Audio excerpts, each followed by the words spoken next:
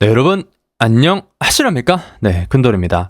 자, 오늘은 개발자의 고민, 개고민 컨텐츠를 해보도록 하겠습니다. 개발 3년차 이직해야 할까요? 라는 질문을 이제 좀 해보도록 할 텐데요.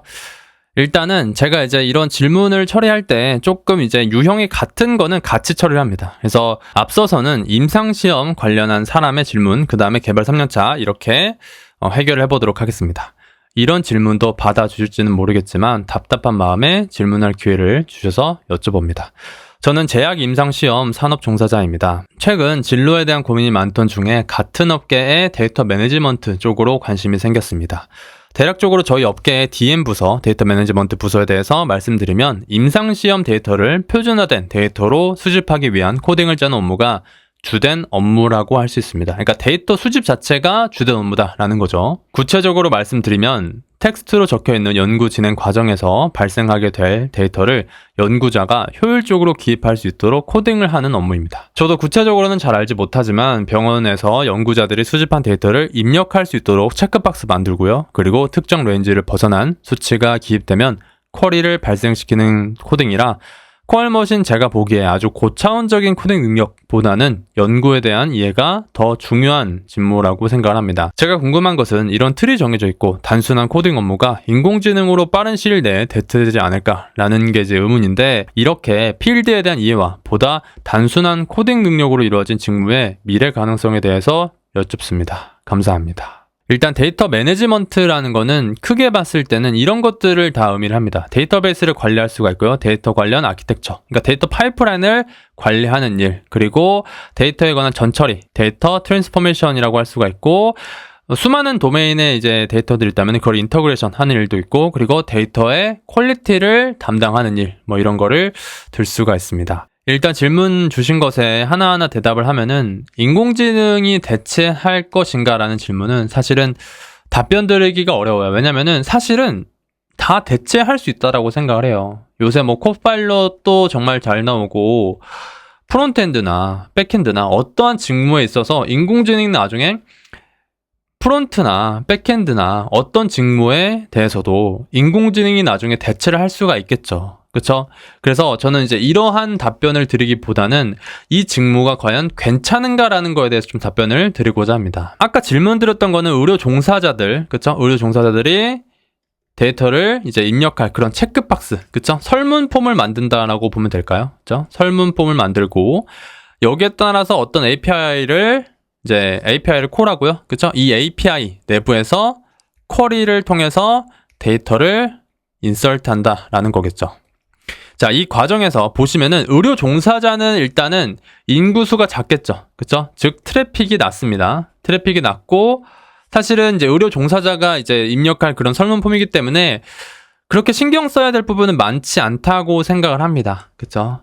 근데 이제 뭐 이런 것들은 당연히 필요하겠죠. 의료 종사자가 나는 이렇게 설문지를 받았는데 이거 말고는 조금 더 다른 어떤 설문품을 했으면 좋겠다. 체크박스가 여기에 위치했으면 좋겠다. 이게 아니라 이러한 유저 피드백은 당연히 날라오겠죠. 그렇죠? 피드백은 당연히 날라오고 그런 거에 따라서 설문품을 작성을 해가지고 이렇게 이제 API, 그렇죠? 근데 이제 이거 자체가 특정되어 있기 때문에 그 수많은 사용자로부터 나타나는 그런 어떤 공격은 사실은 대비를 그렇게 많이 안 해도 될 것 같아요. 그러니까 예를 들어서 우리가 수많은 사용자를 대상으로 만약에 한다면은 이상한 사용자가 입력 폼에다가 뭐 SQL 인젝션을 한다던가 라는 걸 신경 써야 되지만 이런 거는 굳이 그렇게까지 신경을 써야 될까? 라고 생각을 할 수가 있겠죠. 근데 이제 당연히 이제 보안은 언제든지 신경을 써야 되기 때문에 보안도 이렇게 신경을 써야 될 것 같고요. 무튼 방금 한 말은 취소를 하도록 하겠습니다. 자, 무튼 이런 것들 있잖아요. 그쵸? 이게 그렇게까지는 저는 그 복잡하다라고 생각을 안 해요. 이거는 좀 간단한 업무라고 생각을 하는데 이런 업무만 만약에 하게 되면은 조금 비추를 드립니다. 그쵸? 비추를 들어요. 근데 조금 더 나아가서 이런 수집 말고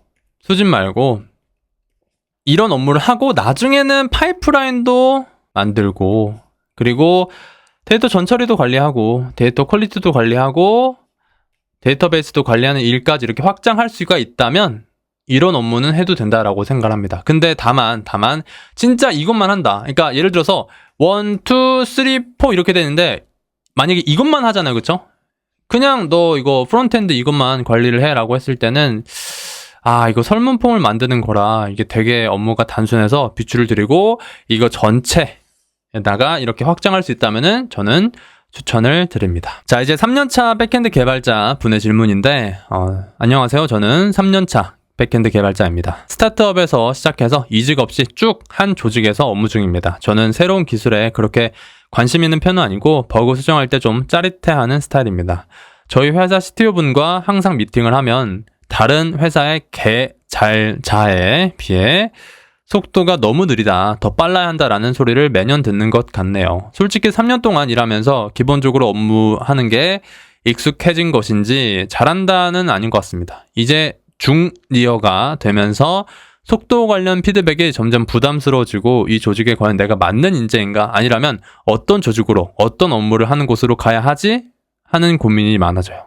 첫 회사인 만큼 제가 개발한 서비스가 점점 커가는 거를 보고 싶은데 조직에서 원하는 능력을 가진 사람이 아니라는 생각에 고민이 많습니다. 이럴 때는 조금 더 노력하면서 조직에 머무르는 게 나은 건지 다른 조직으로 이직을 하여 경험을 하는 게 나은지 모르겠네요. 일단은 보시면은 어떤 조직, 어떤 업무로 하는 곳으로 가야지. 그러니까 이직에 대한 고민.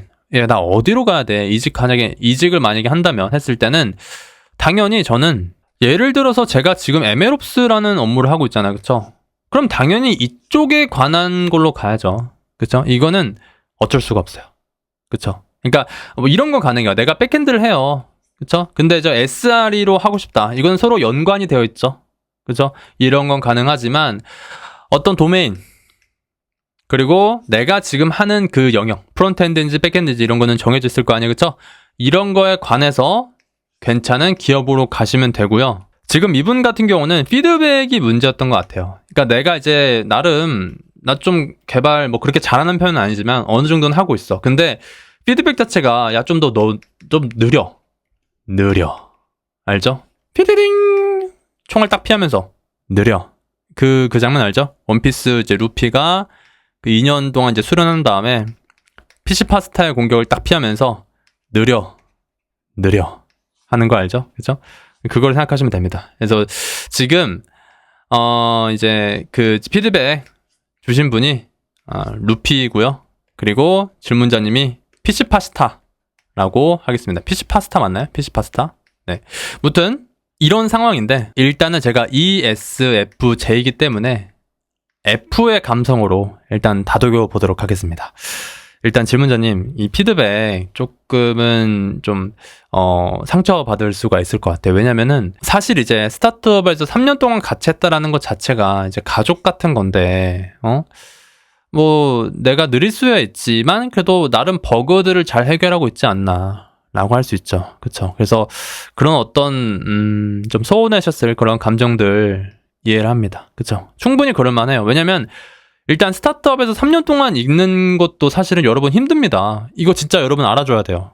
그렇죠? 그만큼 이 질문자님과 스타트업의 비전이 맞았고 그리고 이 스타트업에서 주는 것도 만족을 했었겠죠. 그리고 이 분도 스타트업에다가 어느 정도 헌신이라는 걸 했을 겁니다. 그렇죠? 네. 요새 같은 시대에 어떻게 해요? 1년 일하고 이직하고 2년 일하고 이직하고 막 이러잖아요. 그렇죠? 그런 시대에 3년 정도 일했다는 거는 진짜 열심히 했고 충분히 보상받을 만합니다. 그쵸? 네, 여기까지가 F였고요. 자, 이제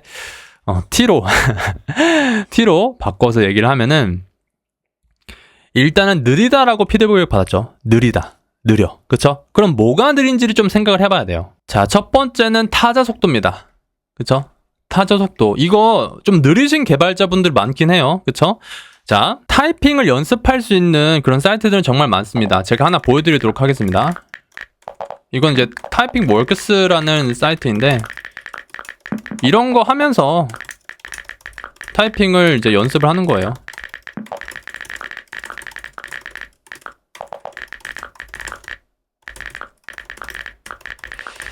그는 결코 고독을 사랑하지 않았는지도 모른다. 아니, 도리어 그는 그것을 그지없이 무서워 하였는지도 모른다. 그러나 그는 고독과 힘을 겨루어 결코 그것을 이겨내지 못하였다. 슬프네요. 그런 때 구보는 차라리 고독에게 몸을 떠맡겨 버리고 그리고 스스로 자기는 고독을 사랑하고 있는 것이라고 꾸며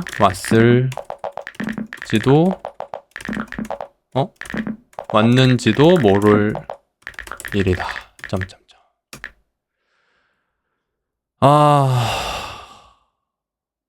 원래 400타 이상이어야 됩니다. 그쵸?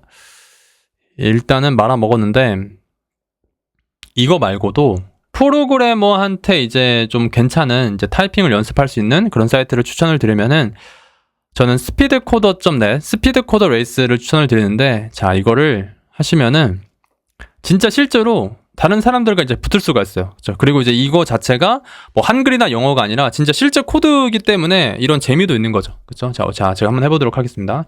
일단 이거 자바고요. 해보도록 할게요. 자, 큰돌의 명예를 걸고. 자바가 아니라 프론트엔드입니다. 잠깐만.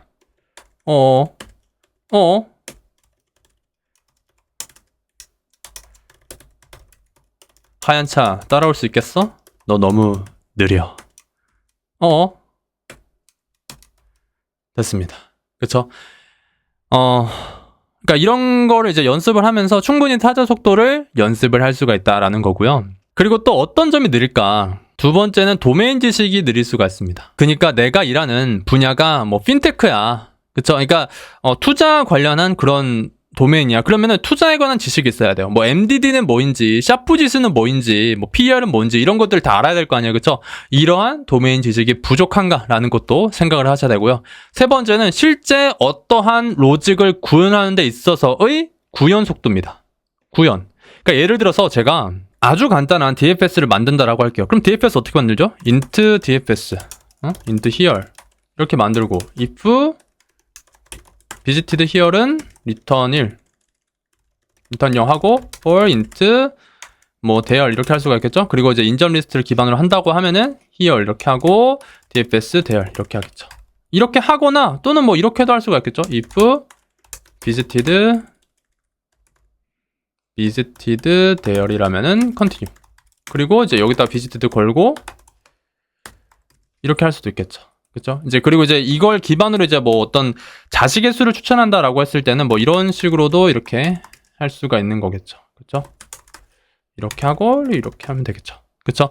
이런 것들이 부족하다라는 거를 좀 고민을 하셔야 돼요. 그러니까 예를 들어서 제가 리액트로 한다, 뭐 뷰제스로 한다라고 하면은 뷰제스로 만약에 뭐 컴퓨티드나 왓치나 뭐 그런 것들을 구현한다라고 했을 때, 뭐 다이나믹 클래스를 구현한다라고 했을 때 좀 느려요, 그렇죠? 그러면 그거 열심히 공부해서 외우고 타이핑 좀 해보고 그런 식으로 속도를 증가시킬 수가 있는 거죠.